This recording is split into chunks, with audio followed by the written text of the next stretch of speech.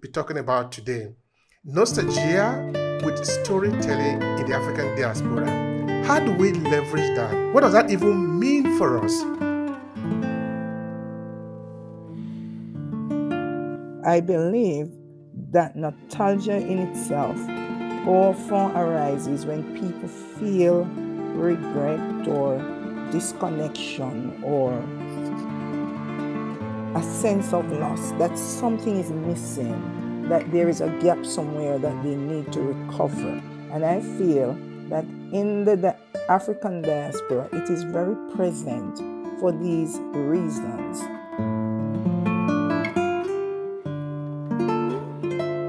The loneliness and the solitude. That is another word that I often use along with that. In that sometimes we are alone. That is actually how I put it in that book that I was referring to before. Sometimes we are alone, even though we might be living in metropolitan cities and all of that. We feel this sense of loneliness, the solitude. And the common enemy this time is the nostalgia, the loneliness, the yearning to be together as a people. It is something fundamental. And this is important particularly for us who are away from home, because we are sojourners, we are away from home, but we need to look for something that unites us together. We need to look for a time to be able to talk to one another, to be able to kudo each other, to embrace ourselves, and to share each other's memory, and why not also share each other's suffering.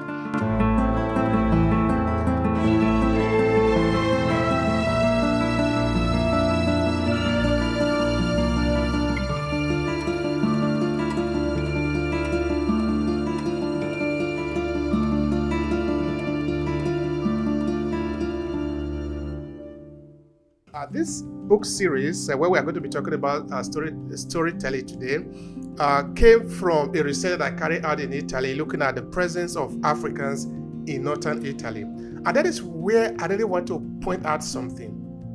In that, I remember at one time in the book, not in this book, because in that project I wrote 2 books. So in one of the books, which is The Journey, African in Verona, I did make mention of nostalgia in a little elaborate way. In that, I was looking at the Nigerian community who had a church here in Verona. They still have the church. So every Sunday, they will go there to worship. So I was making reference to that kind of worship, and the kind of worship that we will have in Nigeria, and the kind of worship in the typical European churches. And you could see a huge difference between what the African community are having as their church services and what the typical European we have, whether you are looking at Germany, because I was in Germany for some time, so I understand them, or maybe you are in France or in UK or in Italy. It almost appeared as if Africa is going to evangelize Europe about Christianity in the way that people really worship, with all the energy, the dancing is something else. So at one time I was saying, this is more than just church service. This is about staying together so that we can fight our common enemy. And the common enemy this time is the nostalgia, the loneliness, the yearning to be together as a people. It is something fundamental. And this is important particularly for us who are away from home, because we are sojourners, we are away from home, but we need to look for something that unites us together. We need to look for a time to be able to talk to one another, to be able to kudo each other, to embrace ourselves, and to share each other's memory, and why not also share each other's suffering. It is the best way we are going to be able to survive when we are living in a world that is not our own. Like, for example, the African diaspora, or the Africans, immigrants that are living outside of Africa, which of course I am one of those people. So yeah, I did pay attention to that particular argument then, and that is what we are going to be talking about today. Nostalgia with storytelling in the African diaspora. How do we leverage that? What does that even mean for us? So, like I was saying before, because I have carried out this research looking at different experiences of African living in the diaspora, and in this case living in Italy, I come to sort of understand the power, the potency of storytelling for our people, for our demography.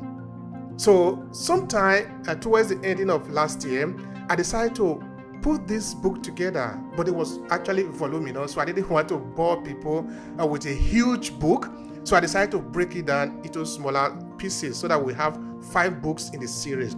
But each of them is actually treated certain segment, different segment in the argument of storytelling. And trust me, I have never thought about storytelling until I started this series, and I am loving it. It conditions everything that I do. I have come to understand that I have actually been a storyteller all along, and I love every bit of it. And of course, I also I appreciate also the possibility of able to engage with different people who also love storytelling, who want to use it to be able to engage the world. So of course, I have 3 co-hosts and a beautiful person that is joining us, which is Melissa.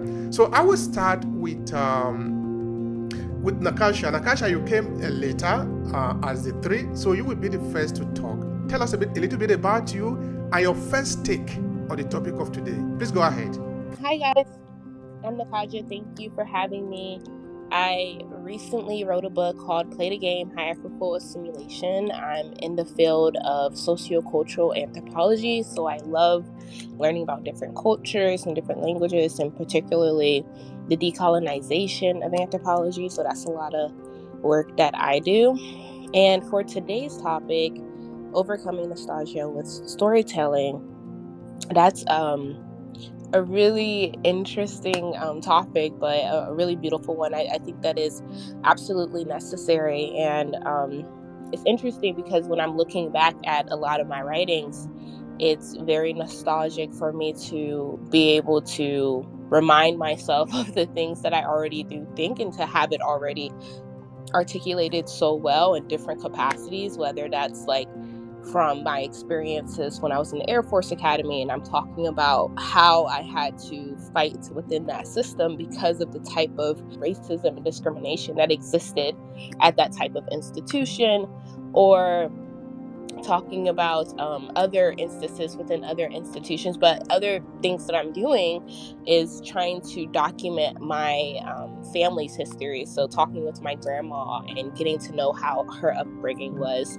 so we can have it for future generations as well. So it's a very beautiful thing, and it's a good reminder for us to tell us that it is a nostalgic piece of work to be doing and to capture your stories, and that's why it's important with narrative building. Thank you so much for that. We appreciate that. And of course, we are going to be breaking it down just now.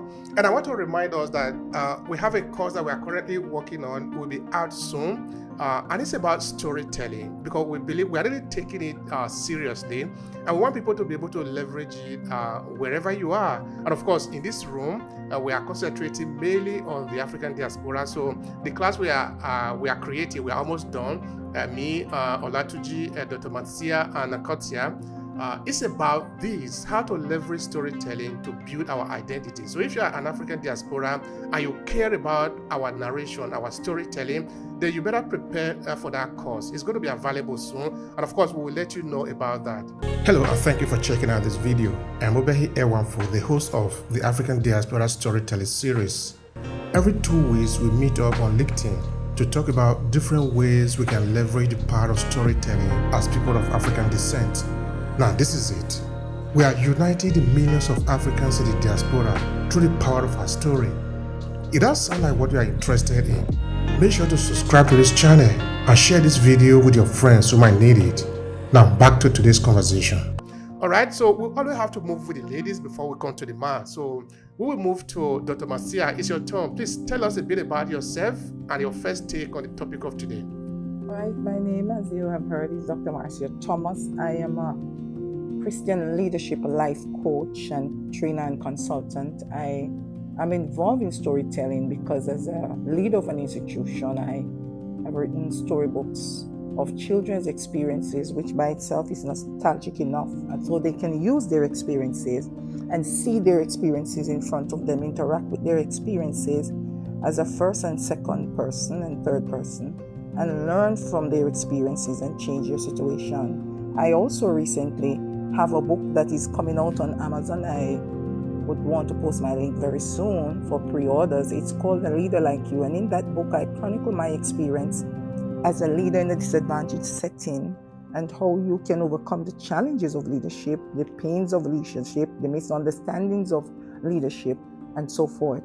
I believe that this topic is a very pertinent and important one, considering that so many Africans are away from their homeland. I believe and I respect the feelings of loneliness and alienation or isolation or despondency that can come from being disconnected from your roots or your sense of loss about your past or not knowing your history.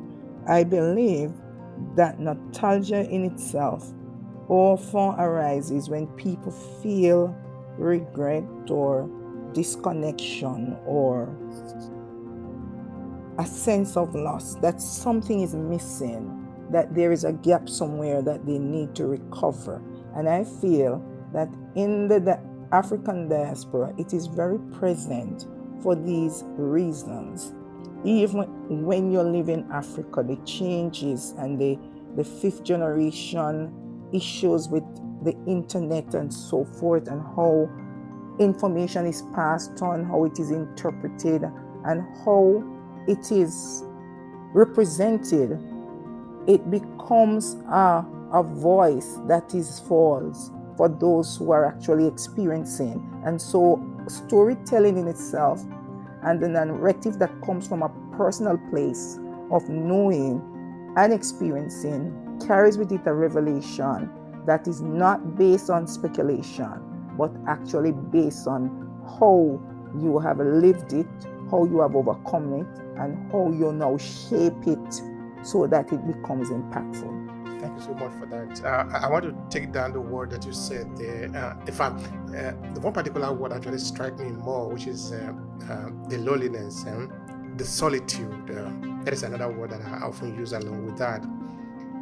In that sometimes we are alone. That is actually how I put it in that book that I was referring to before. Sometimes we are alone, even though we might be living in metropolitan cities and all of that. We feel this sense of loneliness, this solitude. But we're going to leverage it, because everything in front of us can be a tool, because it depends on what do we do with it. Because now we can use this time that we have where we are lonely, use it to work on ourselves, use it to find ourselves, use it to discover ourselves more, and use it most importantly to discover our inner strength.